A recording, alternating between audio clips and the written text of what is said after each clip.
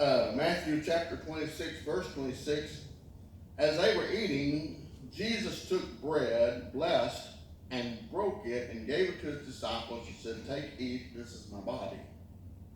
Then he took the cup and gave thanks and gave it to them, saying, "Drink from it, all of you. For this is my blood of the new covenant, which is shed for many for the remission of sins.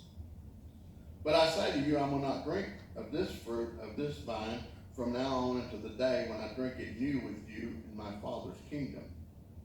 And when they had sung a hymn, they went out to the Mount of Olives. Now, there is some debate that this is the Passover meal. Some believe that it is. Some believe that it was just a meal that Jesus had put together so that he could break bread with them and show them within these words how all of this has come together. I believe it's combined. I believe that we're seeing the Old Testament and the New Testament come together, and Jesus is showing us the reason for Passover and how that he is the ultimate sacrifice. Yeah. And so during this time, during the Passover meal, there would be 4 cups that would pass by, and each person would drink of each cup, and they would remember how that God had intervened and took away the bondage of Egypt for the Israelites.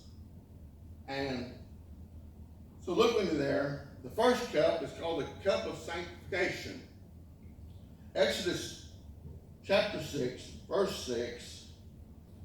"Therefore I say to the children of Israel, I am the Lord, and I will bring you out from under the burdens of the Egyptians." That would be the first cup. The priest would say that, and then they would drink of the cup. This is doing in remembrance of what had happened while Israel was in captivity. Now, then the second cup would be passed. This cup of deliverance. Look at the next part of verse 6. It says, "I will rescue you from bondage."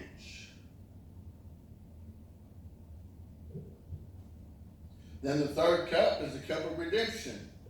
"I will redeem you with an outstretched arm and with great judgments."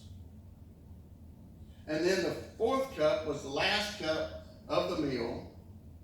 It would be drank from, and then they would sing a hymn, and then they would disperse. That would be the end of the Passover meal. So the fourth cup is found in verse 7, Exodus 6, verse 7. "I will take you as my people, and I will be your God. Then you shall know that I am the Lord your God, who brings you out from under the burdens of the Egyptians." Why are these cups so important for us to understand? It reveals God's plan all the way back to the Old Testament. You remember what had happened? They had to have a lamb, had to be a perfect lamb. Each family had to kill that lamb, had to have a meal. They would eat the lamb, and then they would take the blood and they would put it on the doorpost, and so that when the angel of death came by, it would not touch them. In other words, every firstborn male would die if they didn't have that on the doorpost. So this is a reminder of what has happened in the past. But here's what's interesting.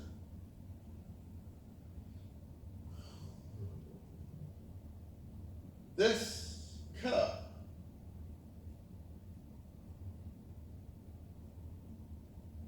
is the death of Jesus.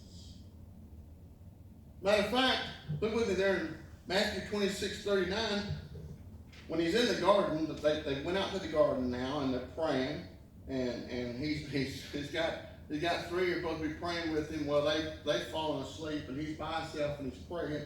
And he said he went a little further, fell on his face and prayed, saying, "Oh my Father, if it's possible, let this what? Cup pass from me. Nevertheless, not as I will, but as you will." This cup that he knew he had to partake of, this death, this sacrifice that he would have to make, was so hideous. It was so horrible that when he was sweating, there was drops of blood. He was in torment even before he gets to the cross.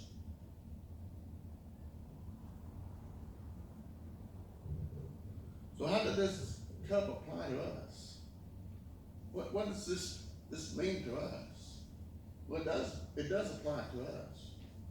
Even though it's in the Old Testament, it definitely applies to me and you. Look with me again, chapter 6, verse 6. "I am the Lord, and I'll bring you out from the burdens of the Egyptians." God sets apart for them to be his own people. To do this, he has to take them out of bondage. Well, the same thing happens with you and me. He frees us from the bondage of sin. He separates us from the bondage of sin. What keeps us burdened, what keeps us weighed down, He's there to help us. What does he say? "Come unto me, all ye who are heavy laden, and I'll give you rest." Yeah. So this cup is for our benefit. Now the second cup, "I will rescue you from their bondage." Now, Israel, even though they were great in numbers, they were still weak. They couldn't break out of their own bondage. They couldn't free themselves.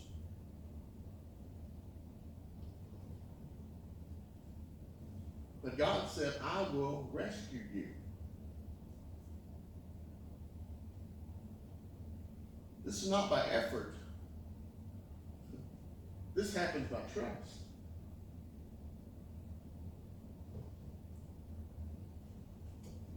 We're in the same situation, y'all. Sometimes we're in captive of our own desires, our own sins, our own burdens. And we're too weak to break out of them. We try, we tell God, I'm going to do better. I'm going to try harder.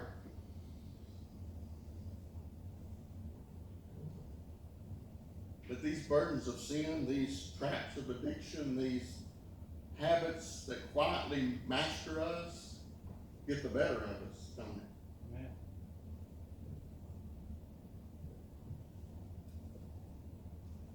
But God whispers in our ear, "I will rescue you." Amen. Isn't that good news? This freedom that God gives has never been about our strength. It is about trusting the one who can break the bondage for us. Amen. Third cup. Last part of verse 6 there. "I will redeem you with an outstretched arm with great judgments."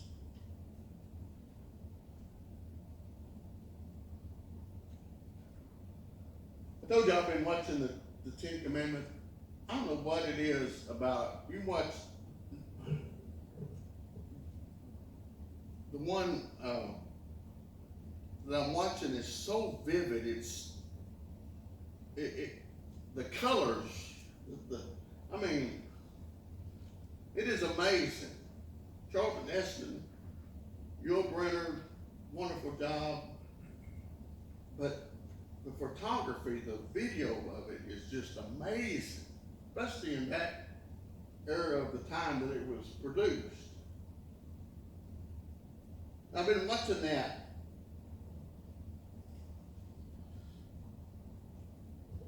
And you know, all these plagues come against Egypt because the Pharaoh won't let Israel go. That's what that means with great judgments. He said, he's gonna free you. You're gonna have to endure some things.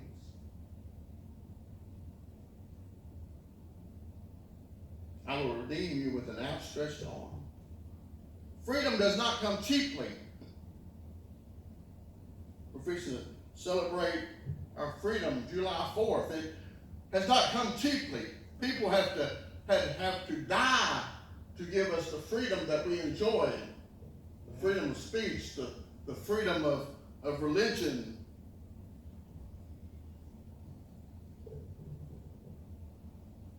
God would stretch out his arm in power to deliver his people.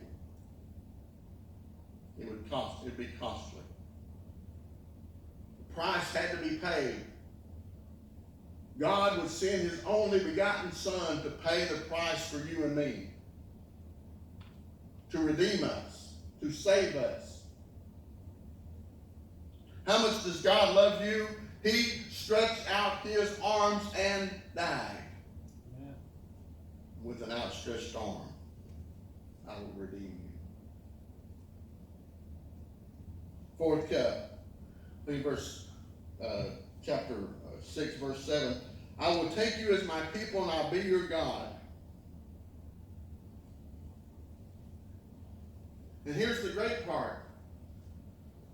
Now Israel is free and they're redeemed. He's brought them out of the bondage of Egypt. But his promise goes beyond just rescuing them.